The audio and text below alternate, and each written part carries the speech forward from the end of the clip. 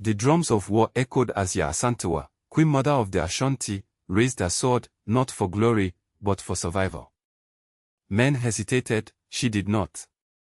With 5,000 soldiers at her back, she defied the British Empire, refusing to surrender her people's sacred golden stool. This was no mere rebellion, it was a declaration: African women would not bow to oppression, not now, not ever. Africa. A continent whispered about in hushed tones, often defined by narratives crafted far beyond its shores. But beneath the surface, a different story pulses, a story of unwavering strength, resilience, and the quiet, yet formidable, power of its women. We think we know our history. We read the textbooks, listen to familiar names, and accept the accounts passed down through generations. But what happens when the accepted narrative crumbles, revealing a hidden truth, a forgotten heroine waiting to be rediscovered? For centuries, the Ashanti people of what is now Ghana stood as a bulwark against colonial encroachment. Their golden stool, a sacred symbol of unity and power, was revered, protected at all costs. But by the late 19th century, the relentless hunger of the British Empire cast a long shadow. They had already fought several wars with the Ashanti, hungry for their land and resources. Then came 1900. The British Governor-General demanded the golden stool to sit on it. Imagine. A demand so outrageous, so deeply offensive to the Ashanti people, that it should have sparked immediate retaliation from its warriors. But the men hesitated. Disheartened by previous defeats, they seemed paralyzed by fear. And that is when the truth emerges. A truth echoing across the ages. A truth that rewrites the script of courage, challenging everything we thought we knew about leadership and resistance.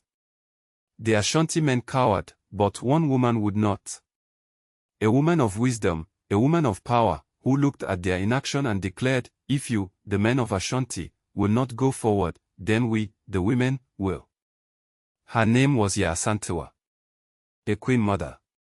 A farmer. A visionary. And she did not just talk. She took up arms, rallying not dozens, not hundreds but over 5,000 soldiers to fight against the might of the British Empire. Wait, what? Long before Yaa Asantewaa's defiant stand, another African queen carved her name into history with unmatched ferocity. Queen Amanirenas of the Kingdom of Kush, a warrior queen who ruled from 40 BC to 10 BC, did what few dared: she took on the might of the Roman Empire, and won. In 24 BC, Roman forces under Emperor Augustus Caesar marched into Kush, expecting an easy conquest. But Amanirenas, fearless and resolute, led her armies into battle. She not only defended her kingdom but launched a counterattack so fierce that it forced Rome to retreat. The Kushites raided Roman forts, seized statues of Augustus, and sent a clear message: Africa would not bow to imperial domination. Rome, humiliated, eventually signed a peace treaty and agreed to pay tribute to Kush. Yes, tribute to Africa.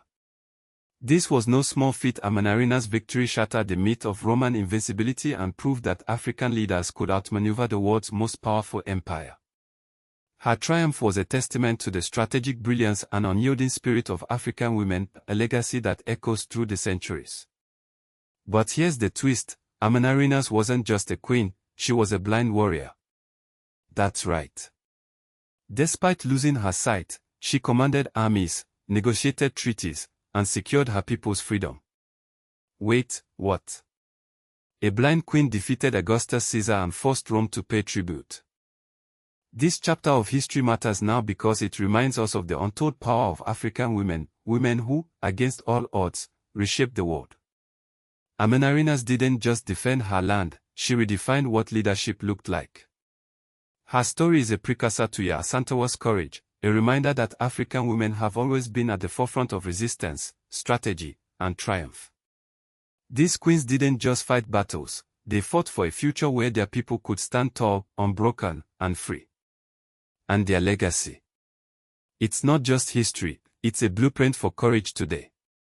As we reflect on the legacy of Yaa Asantewaa, her courage echoes far beyond the Ashanti kingdom.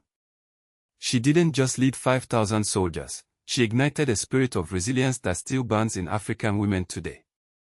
Her story reminds us that leadership isn't about gender, it's about the strength to stand when others retreat.